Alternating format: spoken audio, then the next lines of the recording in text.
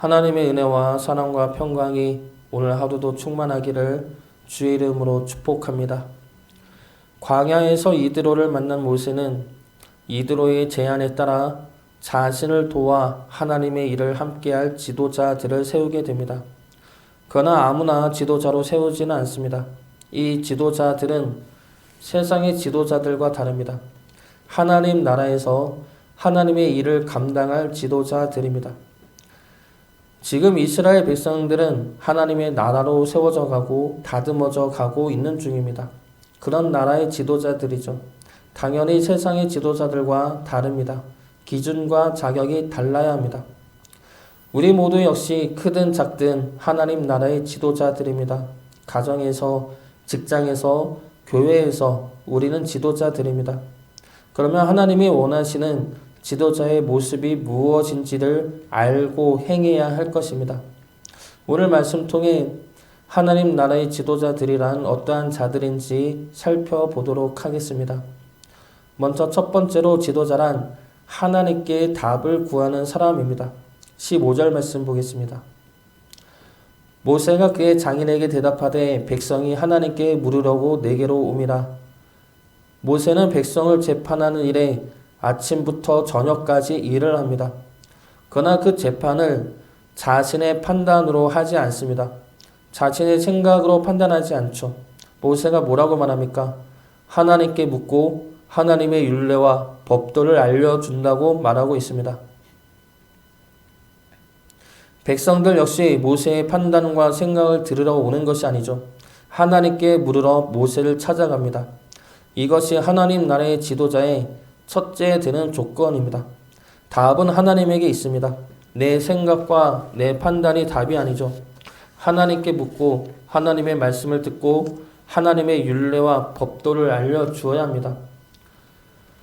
그러나 우리는 보통 하나님의 말씀보다는 내 생각과 내 판단이 우선시 되는 경향이 있습니다. 내 생각과 내 판단으로 먼저 결정을 내리고 그렇게 내린 내 결정을 뒷받침하기 위해 성경 말씀을 끄집어 갖다 붙일 때가 있습니다. 예전에 이러한 이야기를 들었습니다. 믿는 집안이었는데 그 엄마가 딸이 자신의 말을 듣지 않자 자녀들아 주 안에서 너희 부모에게 순종하나라는 말씀도 모르니 하나님 말씀도 안 들을 거냐 이런 말을 합니다. 그러자 그 말을 들은 딸이 이러한 말을 했다고 합니다. 성경에는 자녀를 노엽게 하지 말라는 말씀도 있는데요, 엄마의 말이 막혔죠. 이러한 대화는 우스개로 넘어갈 수 있는 대화들이지만 그렇지 않은 경우도 상당히 많습니다. 특히 교회 내에서 성경 말씀으로 서로 분열하고 서로 다투고 서로 정죄하는 경우가 많습니다. 그런 경우 대부분은 자기 주장이 먼저이죠. 자기 생각과 판단으로 내린 주장이 먼저이고 그 주장을 뒷받침하기 위해 성경을 끄집어내는 것입니다. 하나님의 말씀을 그렇게 욕되게 하고 있는 경우가 상당히 많다는 것입니다. 하나님의 말씀을 부분적으로 인용하면 얼마든지 자신의 주장과 자신의 생각을 강요하는데 사용할 수가 있습니다. 그러나 하나님 말씀의 근본은 무엇입니까? 사랑이죠. 사랑과 용서입니다. 그 사랑과 용서를 빼놓고 율법만을 주장하고 자기 주장에 맞는 말씀만 인용하면 그것이야말로 하나님을 욕되게 하고 하나님의 말씀을 왜곡하는 것이 아니고 무엇이겠습니까? 지도자는 내 판단을 위해 하나님 말씀을 이용하는 자가 아닙니다. 하나님 나라의 지도자는 하나님에게 묻고 하나님의 말씀을 듣고 하나님의 법도를 배우는 자입니다. 내 생각과 내 판단을 먼저 내세우지 마시기 바랍니다. 하나님께 묻고 하나님의 말씀을 먼저 들어야 할 것입니다. 그 과정이 너무 늦고 뻔하다 하더라도 하나님께 먼저 물어야 할 것입니다. 왜냐하면 하나님 나라의 모든 법의 기준은 우리가 아니라 하나님 되시기 때문입니다. 하나님께 물음으로 하나님의 말씀을 온전히 전하는 하늘나라의 지도자들이 되기를 주의 이름으로 축복합니다. 두 번째로 지도자란 흔들리지 않는 사람입니다. 어디에 흔들리지 않습니까? 세상 욕심이나 세상적인 논리들에 대해서 흔들리지 않는 사람입니다. 21절 말씀 보겠습니다. 너는 또 온 백성 가운데서 능력 있는 사람들 곧 하나님을 두려워하며 진실하며 불의한 이익을 미워하는 자를 살펴서 백성 위에 세워 1000부장과 100부장과 50부장과 10부장을 삼아. 모세가 자신을 도와 지도자를 뽑는데 그 조건으로 세 가지를 내겁니다. 하나님을 두려워하는 자, 진실한 자, 불의한 이익을 미워하는 자. 하나님을 두려워하고 진실하고 불의한 이익을 미워하는 자, 이러한 자들은 곧 세상의 유혹과 권세에 흔들림이 없습니다. 세상의 갖가지 시험들에 의해서 판단이 흐려지지가 않습니다. 무엇이 하나님의 뜻에 옳고 그른지 분별할 수 있는 지혜가 있는 자들입니다.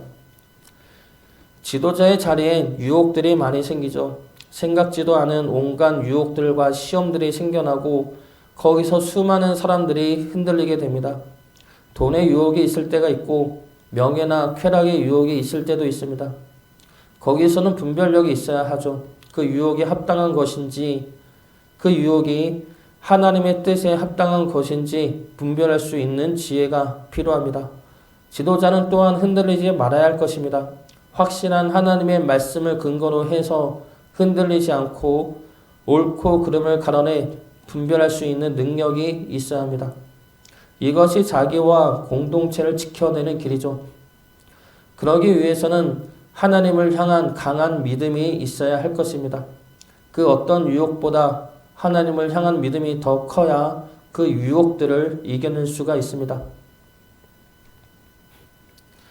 예전에 어떤 중독자 치료하는 이에게 들은 이야기인데, 술이나 담배에 중독된 자들이 그것을 끊을 때 술 끊어야지, 담배 끊어야지 생각하고 결심해서 끊는 경우는 힘들다고 합니다. 그렇게 마음속으로 결심한다고 해서 술 먹으면 안 돼 그러면 술 생각이 더 나서 못 끊는다고 합니다. 그럴 때는 보통 술이나 담배보다 더 관심을 가질 만한 것을 찾게 한다고 합니다. 그것이 운동이나 그림이나 다른 것들로 대체를 하는 것이죠. 그러므로 술이나 담배를 저절로 생각나지 않게끔 해서 끊게 만든다고 합니다. 술이나 담배보다 더 좋은 것을 찾아 대체함으로 그것들을 이겨낼 수 있다는 것이죠. 우리가 세상의 유혹을 이길 수 있는 방법도 이와 비슷할 것입니다. 돈의 유혹을 이길 수 있는 방법은 돈의 유혹에 넘어갔을 때 잘못된 피해를 생각해서는 이길 수가 없습니다. 그것이 얼마나 나쁜지 머리로 안다고 해도 이길 수가 없습니다. 그러한 유혹을 이길 수 있는 방법은 그러한 유혹보다 더 큰 것에 우리 마음을 줄 때입니다. 그것이 하나님을 향한 믿음이어야 한다는 것이죠. 돈보다 하나님을 더 사랑하면, 권력보다, 명예보다, 쾌락보다 하나님을 더 사랑하면 이러한 것들을 이길 수 있습니다. 그것들보다 하나님의 능력을 더 의지하면 이길 수가 있습니다. 하나님이 그것들보다 더 크심을 믿는다면 그러한 것들을 이길 수가 있습니다. 하나님은 사랑하심으로, 하나님의 말씀과 능력을 믿으심으로 세상의 유혹을 이겨내시는 주의 자녀 되시기를 주의 이름으로 축복합니다. 마지막 세 번째로는 지도자들은 공동체를 보호할 수 있어야 합니다. 19절과 20절 말씀 보겠습니다. 이제 내 말을 들으라. 내가 내게 방침을 가르치리니 하나님이 너와 함께 계실지로다. 너는 하나님 앞에서 그 백성을 위하여 그 사건들을 하나님께 가져오며 그들에게 율례와 법도를 가르쳐서 마땅히 갈 길과 할 일을 그들에게 보이고. 이드라가 모세에게 한 말인데 여기서 중요한 말은 하나님 앞에서 그 백성을 위하여 마땅히 갈 길과 할 일을 그들에게 보이라는 말입니다. 즉 하나님 앞에서 그들을 위하여 재판하라는 말이죠. 지도자는 재판할 수 있어야 하는데 이 재판의 목적이 무엇입니까? 옳고 그름을 가려내어 벌을 주기 위함입니까? 배심원들이라는 한국 영화가 있습니다. 일반인들이 배심원으로 참여해서 재판하는 과정을 그린 영화입니다. 그 영화에서 이러한 대사가 나옵니다. 재판관이 배심원으로 오게 되는 일반인 청년한테 이러한 질문을 합니다. 법이 왜 필요하다고 생각합니까? 이러한 질문에 이 청년이 이렇게 대답합니다. 죄 지은 사람을 처벌하기 위해 그 여자 재판관이 이렇게 말을 합니다. 법은 사람을 처벌하지 않기 위해 있는 것입니다. 하나님의 율법도 마찬가지입니다. 율법을 주신 목적이 무엇입니까? 죄인들을 가려내서 벌 주기 위함입니까? 아니죠. 하나님의 백성을 보호하기 위함입니다.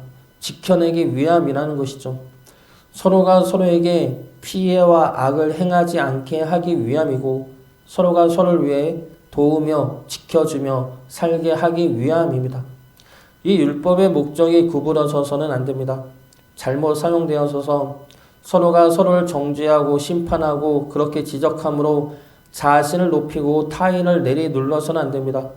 율법의 목적은 하나님의 백성을 지키고 백성됨을 배우게 하기 위함입니다.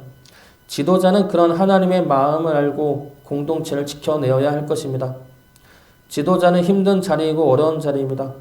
나만 잘하면 되는 자리가 아니기 때문이죠. 지도자는 같은 공동체 모두를 위하는 자리이기 때문에 어렵고 힘든 자리입니다.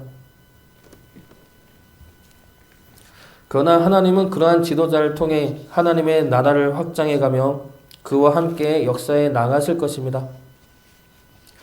참된 지도자란 하나님께 묻고 하나님의 말씀을 듣고 그 말씀에 따라 흔들리지 않고 결국은 공동체를 지켜낼 수 있는 자입니다. 그러한 모습을 우리 주님이 이미 우리에게 보여주셨습니다. 하나님의 뜻을 따라 십자가의 길을 가셨습니다. 그 과정에서 수많은 이들의 오해와 핍박과 멸시가 있었지만 주님은 그들을 위해 십자가의 길을 끝까지 걸어가셨습니다. 그러므로 우리를 죽음으로부터 지켜내셨고 악으로부터 지켜내셨고 죄로부터 지켜내셨습니다. 주님이 우리의 지도자이시고 우리의 참된 스승 되십니다. 그리고 우리는 그러한 주님을 따르는 지도자들입니다. 그래서 우리 모두는 크든 작든 지도자이고 그리고 그런 지도자인 우리를 바라보는 이들이 있습니다. 그곳이 가정이든 교회이든 직장이든 자녀들이든 우리는 다 그곳에서 지도자들입니다. 주님이 우리에게 보여주신 지도자의 모습을 기억하면서 우리 또한 참된 지도자의 모습으로 살아가는 주의 자녀 되시기를 주의 이름으로 축복합니다.